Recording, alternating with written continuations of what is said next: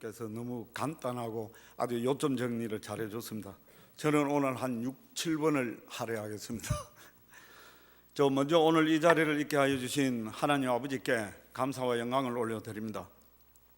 그리고 존경하신 존 목사님, 그리고 부족한 저희들의 졸업을 축하하기 위해서 이 예배에 참석하신 성도 여러분, 그리고 후배 이기생 여러분께 진심으로 감사를 드립니다.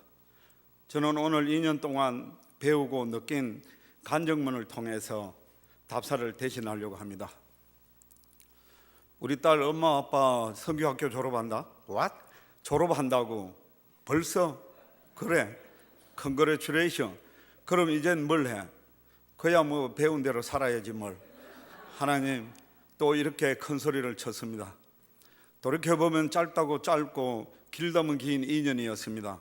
저희 삶에 있어서 가장 힘이 들었고 어려웠었고 바쁜 때였지만 그럼에도 불구하고 여기까지 오게 하신 것은 다 하나님의 은혜였고 감사였음을 말씀드리고 싶습니다. 저는 모르는 사람 앞에 서면은 완전 시골 말투 때문에 말도 더듬을 때가 많은데 남을 전도하는 사역 훈련이 어떻게 감당할 수 있을까라고 의구심으로 시작하였고, 또 대다수의 평신도가 신앙생활을 하는데 타성에서 벗어나지 못하는 것은 준비되지 않는 사역자, 구역장 등 리더들의 준비되지 않는 사역에 영향이 있다는 말에 우리 구역원들을 어떻게 하면 잘 섬길 수 있을까, 또 주신 직분을 알고 잘 감당해야겠다는 마음으로 시작한 배움의 길이었습니다. 첫날 제 읽은 성령을 새 생활의 열쇠로 시작된 말씀에서 정죄는 끝났다는 글귀가 내 눈을 본 적이었습니다.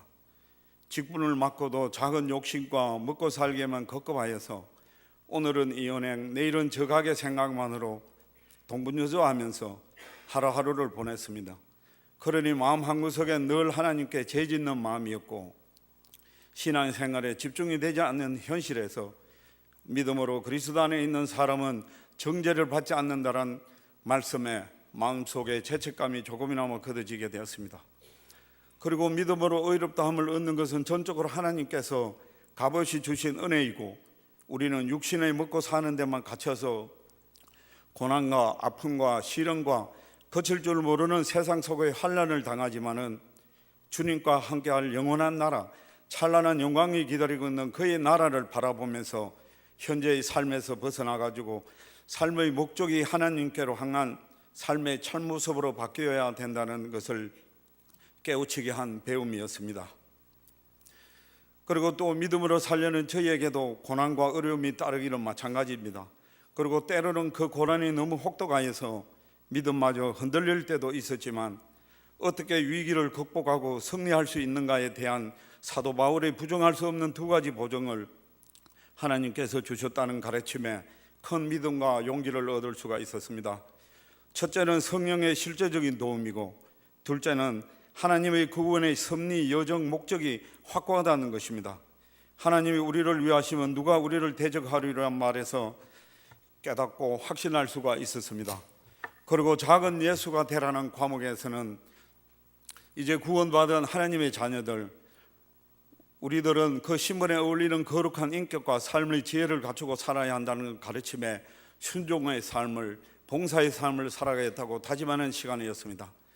또 내 자신을 내세우는 것이 아니라 하나님을 드러내는 섬김, 주님께서 영광 돌리는 말보다 행동에 우선인 참된 삶을 살아야겠다는 가르침이었습니다. 그리고 정치 토론이나 남의 말은 잘하지만은 정작 하나님의 아들 예수 그리스도에 대해서는 벙어리가 된 것에 부끄럽게 생각하게 하였고, 또 어디에서든지 당당하게 그리스도를 증거하며 살아가야 하는 힘을 기르겠다는 생각을 했습니다. 그리고 세 계명으로 주신 사랑하라는 말에 쉬운 것 같으면서도 어렵고 또 알 것 같으면서도 실천하기 쉽지 않는 것이 사랑이라는 단어인 것 같습니다. 물론 내 아내, 아들, 딸, 식구는 사랑하지만은 내 이웃을 내 몸같이, 하물며 원수까지도 사랑하라는 말씀엔 조금은 부담이었습니다. 기독교는 사랑의 종교이고 또 큰 산을 움직일 믿음이 있다고 하지만은 사랑이 없으면 아무 소용이 없다고 하였으니 사랑이 제일이긴 제일입니다. 어느 원로 목사님께서 사랑이 머리에서 가슴까지 내려오는 데는 무려 70년이 걸렸답니다. 우리 교회에서도 말로나 머리로만 사랑이 아니라 진정한 가슴에서 우러나오는 주님의 사랑과 성도의 교제를 해야겠다고 생각한 가르침이었습니다. 그리고 이제 본격적으로 선교에 대한 소그룹 환경과 리더십을 공부하게 되었습니다. 대부분의 교회는 영적으로 어린 성도들은 많지만은 그들을 책임지고 돌볼 영적 부모와 리더들은 적다고 하였습니다.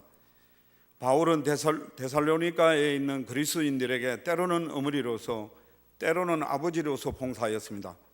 그리고 우리 배운 일기생들은 영적 부모로서 성도들을 사랑하고 먹이고 보호하고 훈련시킬 책임만 있는 준비를 해나가는 과정이라 생각하고 열심을 다해야겠다고 생각했습니다. 그리고 이제 마지막 수업 세계 기독교 선교 운동의 성경적, 역사적, 문화적, 전략적 관점을 공부하게 되었습니다. 우선 책의 무게나 두께부터가 부담스럽고 깨알같이 적힌 글씨가 눈에 아물거려 5분도 읽지 못하였지만은 강사 목사님의 그 요점 설명을 듣고 읽으니 이해가 쉬웠습니다. 하나님께서는 살아계시고 선교하시는 하나님이심을 깨닫게 하였고, 또 하나님의 목적은 세계를 선교하는 것이고, 하나님께서 우리를 하나님을 목적을 위해 살도록 지으셨고, 또 하나님 자신도 그 목적을 위해 사시고, 또 모든 종족으로부터 예배 받으시기를 기뻐하시고, 하나님의 통치가 온 인류에 이루어지기를 원하시므로 열방 선교를 위한 위임령을 받은 우리가 할 수 있는 것은 미전도 종족을 향해 끊임없이 연구하고 그 종족의 문화를 이해하면서 전략적으로 접근하고 실천하기를 원하신다는 것을 느끼게 되었습니다. 그러니 지금 우리가 처한 우리 교회가 현실의 선교는 우리 교회 주변부터 돕고 있는 여러 선교지에 더욱더 관심과 기도로 후원하고 시간을 만들어서 현지 선교에 가서 동참할 수 있는 기회를 만들어야겠다고 생각하고 이 훈련을 마칩니다. 다시 한번 끝까지 훈련을 마칠 수 있게 해주신 하나님께 감사를 드리고, 그동안 정말 여러 가지로 이 선교하기 딱딱하고 또 수업 태도도 피곤해서 무반응한 수업 태도에도 불구하고 저희들을 잘 이끌어 주신 조 목사님께 다시 한번 감사를 드립니다. 그리고 또 기도로 축사로 말씀을 주신 두 분 목사님께도 감사를 드리고, 또 그리고 2년여 동안 찬양으로 또 행정으로 도움을 주신 박 목사님께도 진심으로 감사를 드립니다. 그리고 또 특별히 또 음악 규율로 간식을 잘 제공해 주신 홍성무 총무 네 분께도 진심으로 감사를 드립니다. 그리고 일기생 여러분, 우리 모두 가르침을 받은 대로 또 제작을 통해 배운 대로 실천하며 부끄럽지 않는 삶을, 하나님께 기쁨이 되는 삶을 살도록 노력합시다. 그리고 저희들이 뜻있게 모은 염소사역 선교가 우리 취지에 맞게 지속되기를 기원하면서 이 모든 것 하나님께 영광을 돌립니다. 감사합니다.